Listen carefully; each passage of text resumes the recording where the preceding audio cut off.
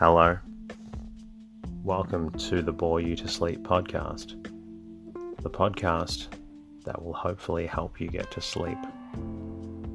I am going to read an open source book, one that is not particularly interesting, but one that is hopefully boring enough to get you to sleep.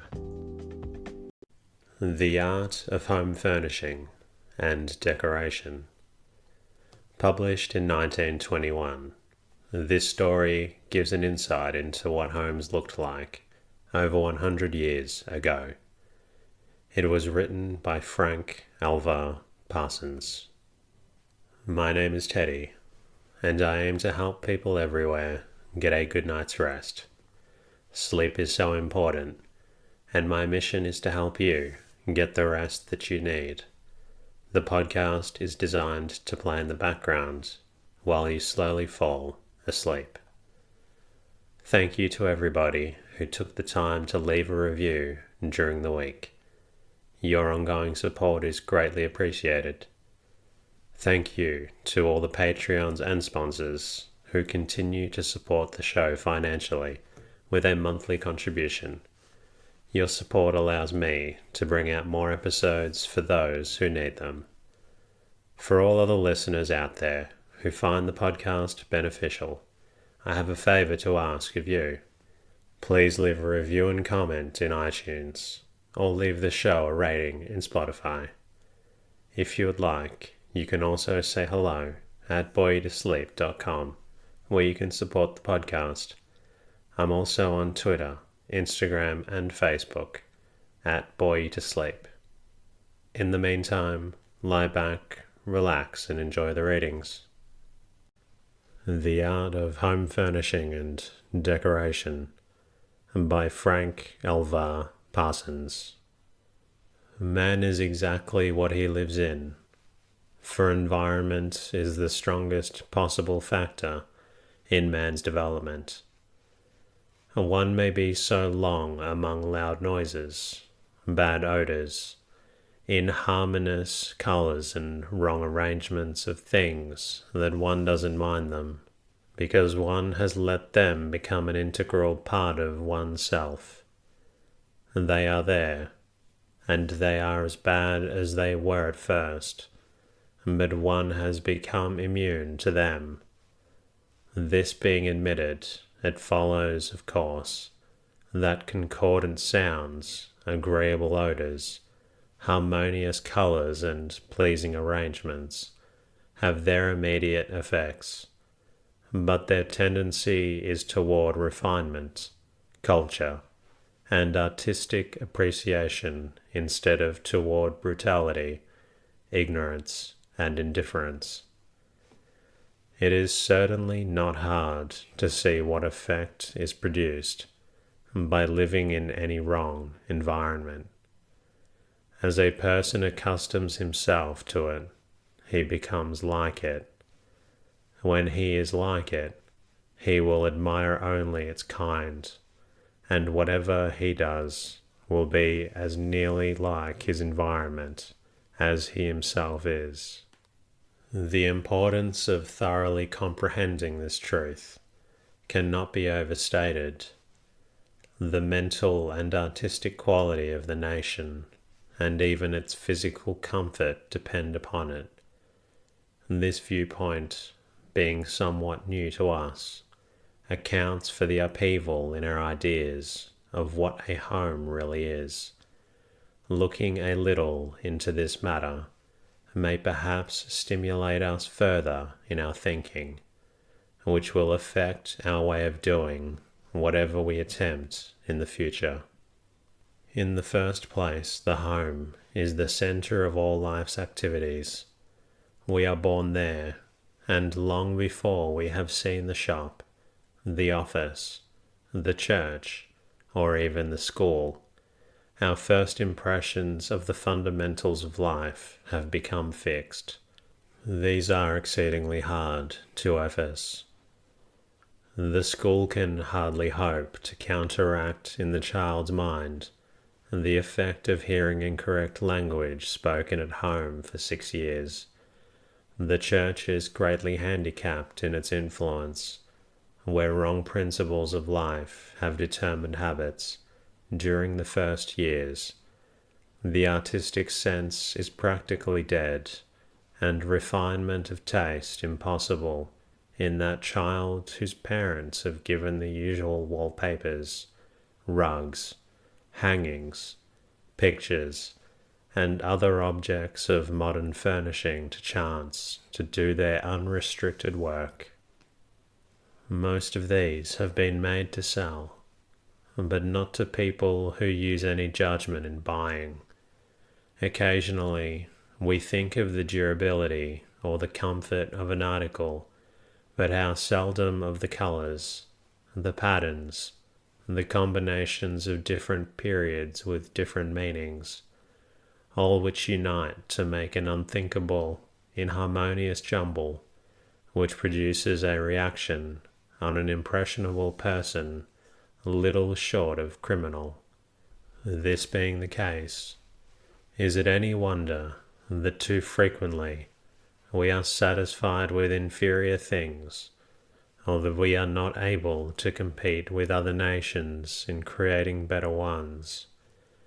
This view of the home as an educator places it above any other institution in life, and makes it worthy of the most careful and scientific study from several points of view. It might well be to consider here four of the most important of these. The first requisite of a house is physical comfort. Not only is this true of each article of furniture, but it is true also of the placing of each piece as it relates to other pieces. Take, for instance, a chair, a table, a lamp, some books, and a footstool. It is not enough that the chair and the stool should each be comfortable to the body, but comfort demands that each be so placed that one can use a chair with the stool, while the books on the table with a lamp are placed so that one may lounge or sit and read without effort, and without expending energy to assemble what is required.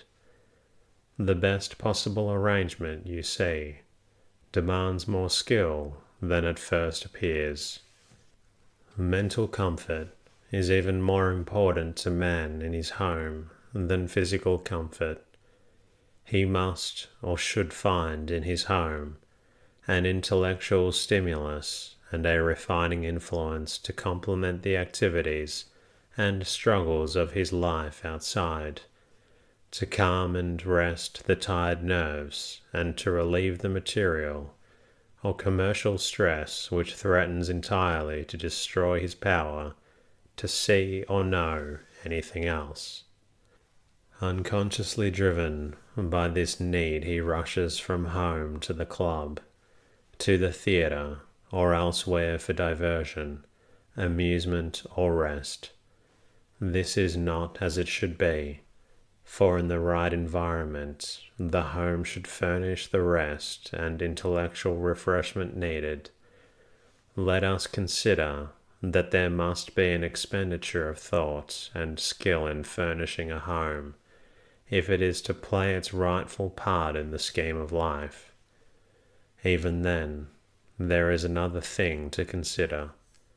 A man may succeed in accomplishing wonders in the realm of physical comfort, yet so completely ignore the question of sanitation as to the menace and the health of his family, if not to offend their sense of decent cleanliness.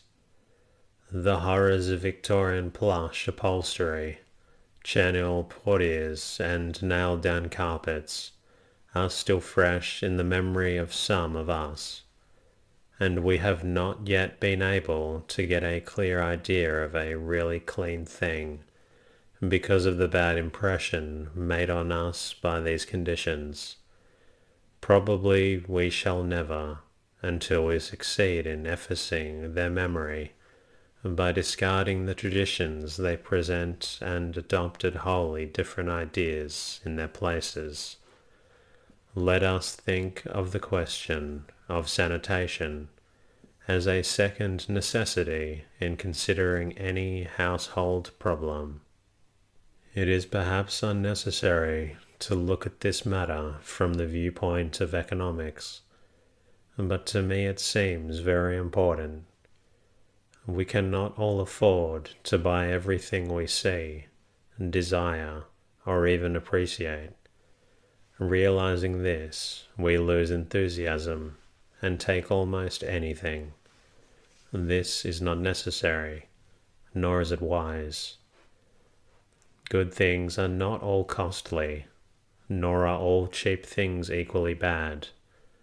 One might also add that frequently very costly things incline to be bad. At any rate, there is far greater danger of their being so because of the greater opportunity they afford for the expression of bad taste. Knowledge furnishes the greatest offense against bad things in any form. The more one knows, the more capable he is of selecting the best for his money, and of using his selections in such a way as to suggest that much more was paid for them than they really cost.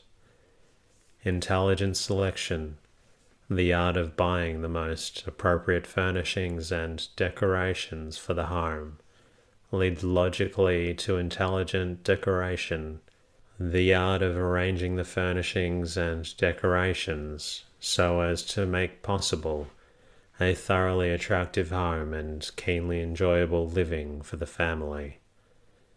The introduction of the word art always opens up a new field fraught with unpleasant possibilities.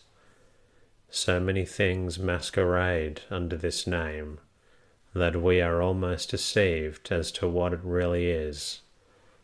Shall we not attack and dispose of some of these fallacies before attempting to see what it actually is? Because it is an art to decorate, we are apt to think that anything attached or hung on to another thing is decoration, therefore artistic. Nothing could be further from the truth.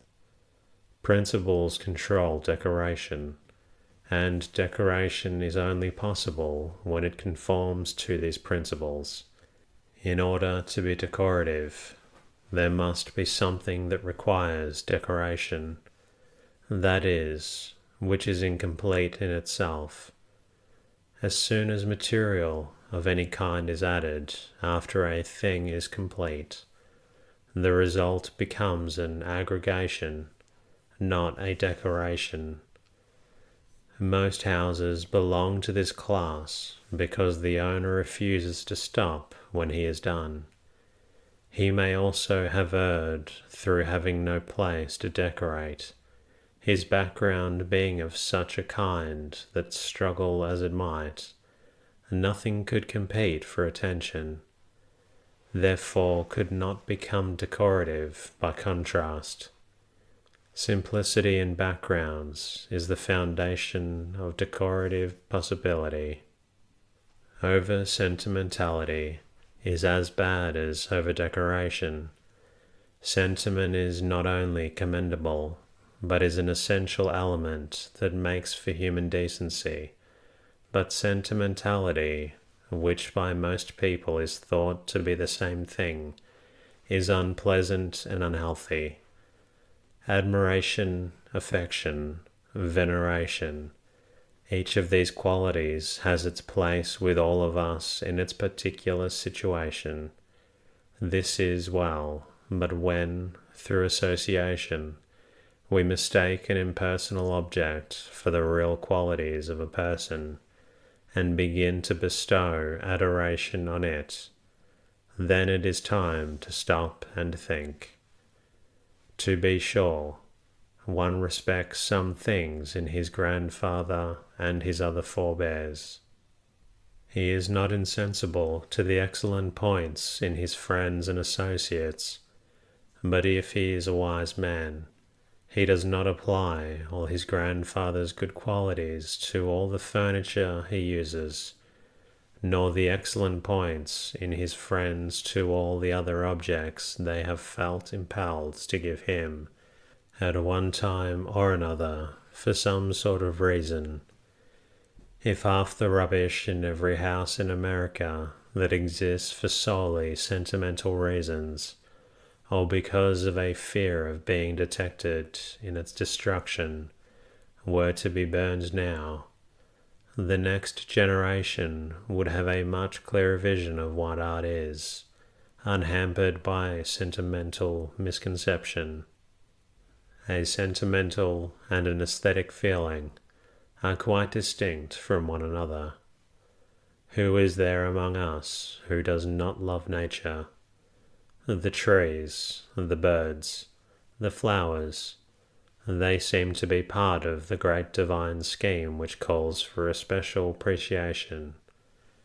This is also well, but nature is not art, neither is man's imitation of it.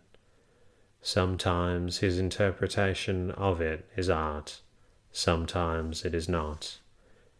Not infrequently, his conventionalization of nature and its adaptation to the material in which it is to be used become a decorative art.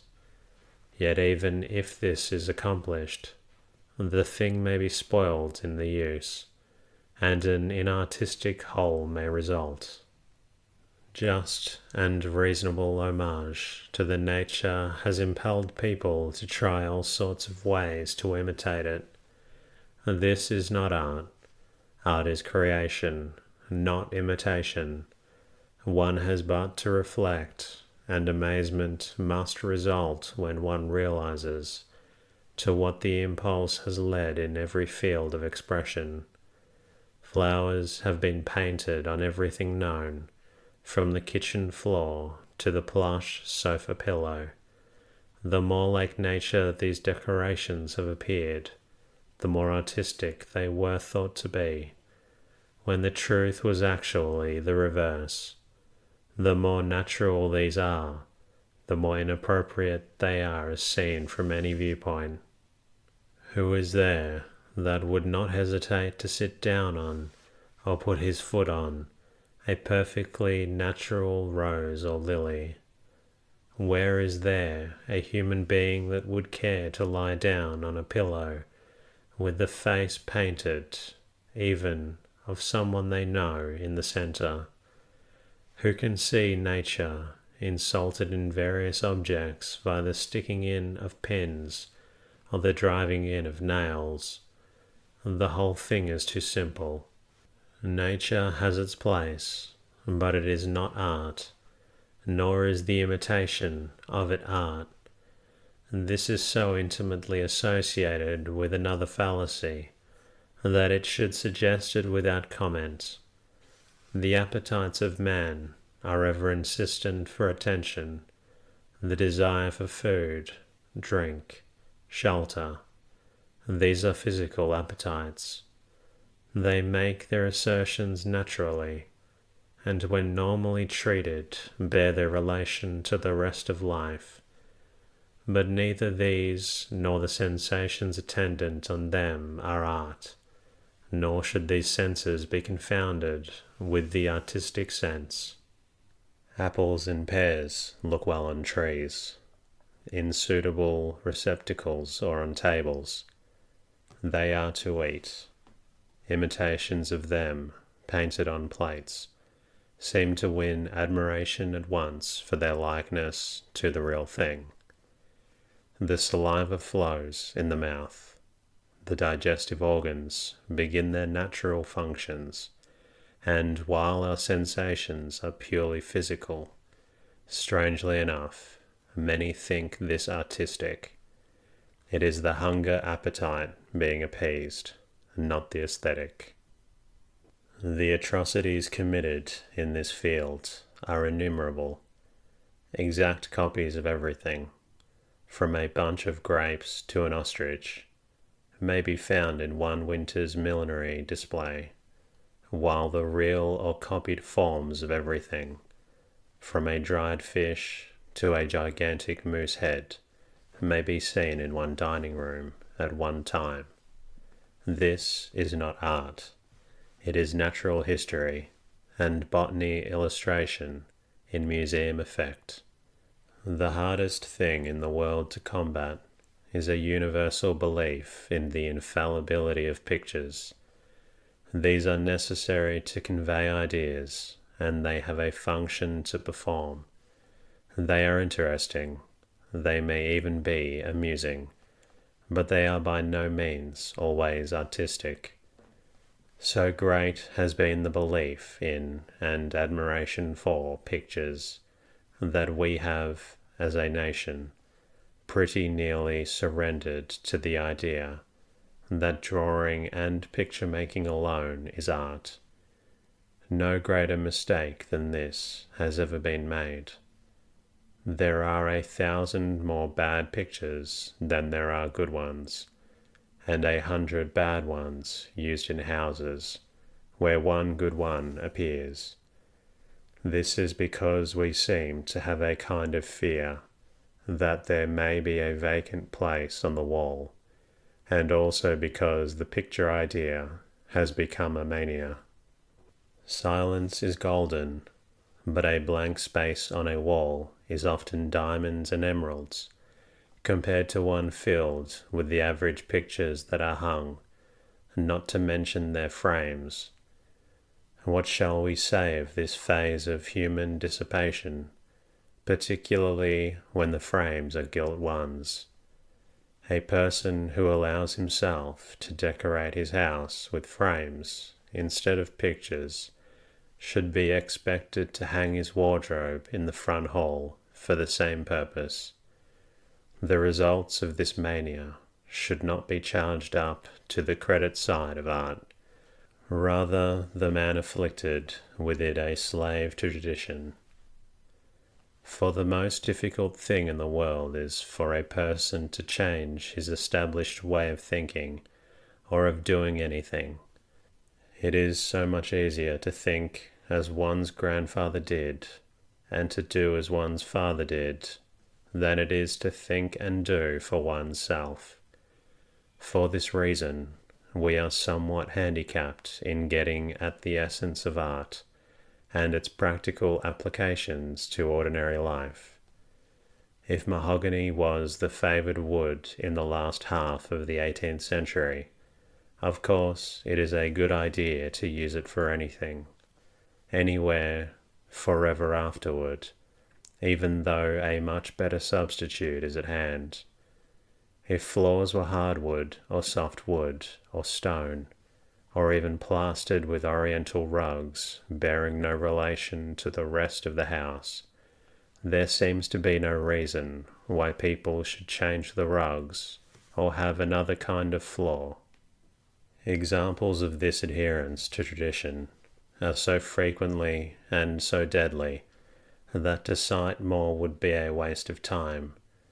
Traditional belief that antiques are always good, or that the work of some particular man is forever praiseworthy, or that some particular article should always be used in some established way, has blinded us to the possibilities in the right use of new things in a progressive way. All this hinders a clear perception of what art really is. If these things which have been misnamed art are carefully removed from consciousness permanently, it is easy enough to see what art is, and then it becomes almost an unconscious process to apply it, whether the application is made to the house, to clothes, or to other personal forms of expression. In the first place, art is creation.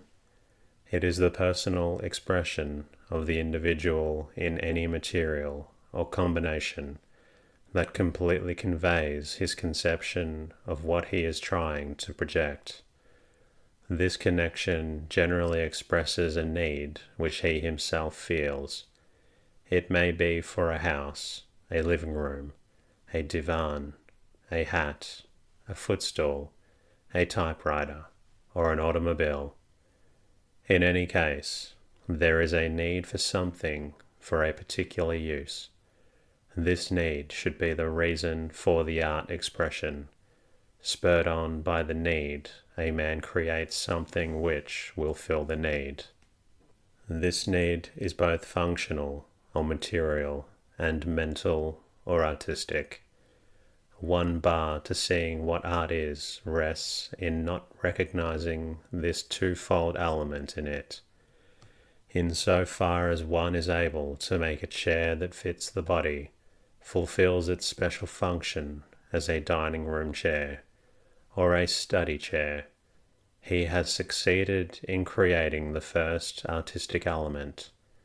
An object which does not do honestly and truthfully and sensibly what it purports to do cannot be artistic, no matter how it looks.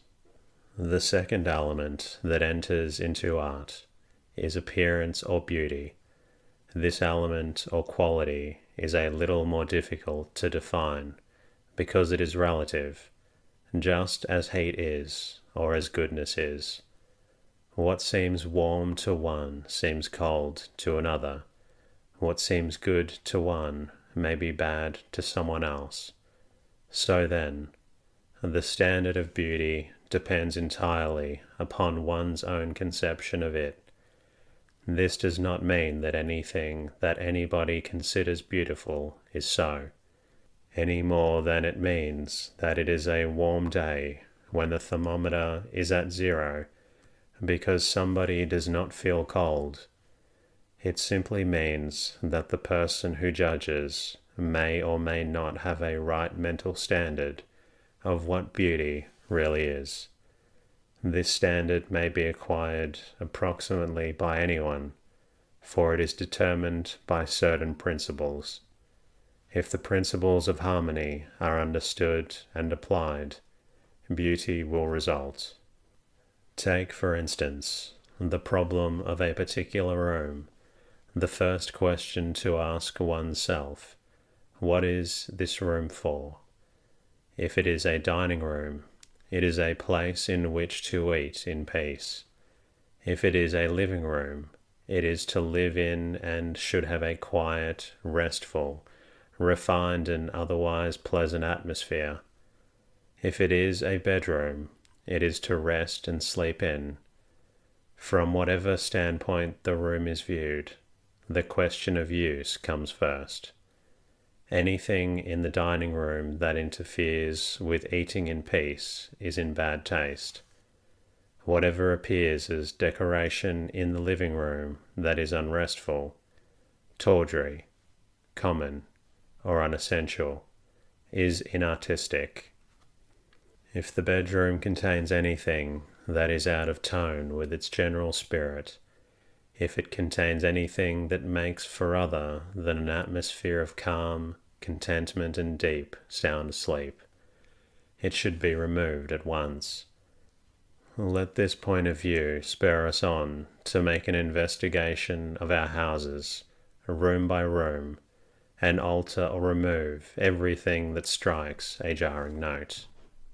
Let us start with the bedroom. Are there spotted fabrics or papers on the wall, the spots on which one involuntarily counts, even after going to sleep? Are there a half-dozen small pictures in black frames against a white background, so hung that successive steps are formed, which resemble the front hall stairs? Are there other diverting and disturbing arrangements in the room that seem to invite us to close our eyes, to avoid further annoyance? Much can be done in the house with decoration, by elimination, and the strongest argument for this process will be found in submitting each room to the test as to the performance of its proper function. These elements, fitness to use and beauty, which when combined make what is called the art of quality, must be made comprehensible by facts and truths, which can be expressed in a language form that all may learn to understand. This art language is made up of color, form, line, and texture, and depends for its efficiency on a knowledge of the principles which govern it and upon an appreciation for the niceties in its use. Anyone can learn the principles and will grow in appreciation as he makes a right use of what he knows. Of all the qualities mentioned, color is the most interesting, at least it is the easiest to see. At the same time, it is the most misused. This is much too small a space in which to demonstrate with any thoroughness the color language idea. But 2 or 3 of the most important facts must be emphasized. Nothing is more personal than color, and nothing admits of expressing personality with clearer or more manifest charm. The normal colors yellow, red, blue, green, orange, and violet may be used in illustration of this statement. Color has its source in light, and natural light comes from the sun. Yellow looks most like the sun, as it expresses the quality that the sun seems to give out. From the sun we are cheered, made light-hearted, and receive new life. Yellow in a room should, under normal conditions, produce the same feelings where it is the basis for the wall color, or is used in curtains or in other spots. Red suggests blood and fire. It is associated with activity, aggression, and passion. It heats and stimulates. One who fails to react to color is not normal or is immune from overcontact, while one who simply dislikes or likes a color and therefore uses it or never does, misses the real chance to express ideas. If one prefers red, there is no proof in the fact that makes it incumbent on him to live surrounded by it. He may be erratic enough without it, or possibly he doesn't need a stimulant. Need is the fundamental question rather than liking. It is a question of what one ought to have. It is interesting to know that the aggressive quality of red makes a room in which it is used smaller in appearance, and there are times when this is not desirable. Its warming quality is not needed in hot climates or during a warm season. Blue has an opposite effect from red. Its reactions are restraint, coolness, repose, and distance. By association, one thinks of a clear blue sky and the cool breezes from the blue waters of the ocean. This makes blue a suitable antidote for hot weather and a temperate force, useful in modifying some people's dispositions. Green, which is a union of yellow and blue, expresses the qualities of both. Nothing could be more restful, soothing, and agreeable than the cheering and cooling effects of a seat in the shade upon the green grass under luxuriant green trees in the middle of a hot day. It is easy to see the practical application of this in decorative art. Violet or purple has the qualities of red and blue, while orange has the qualities of yellow and red. It is interesting to study the natural reactions shown by people of all ages and conditions to these colors as environments under different mental conditions. Incomplete as these suggestions are, they are probably sufficient to establish the point that personal qualities or individual character traits can be definitely expressed in color terms, and that antidotes for an excess of certain qualities are just as possible where a knowledge of color exists. And that concludes tonight's readings. I hope you've enjoyed listening to that story. If you're not quite tired yet, feel free to listen to another episode of the Bore You to Sleep podcast. Until next time, good night.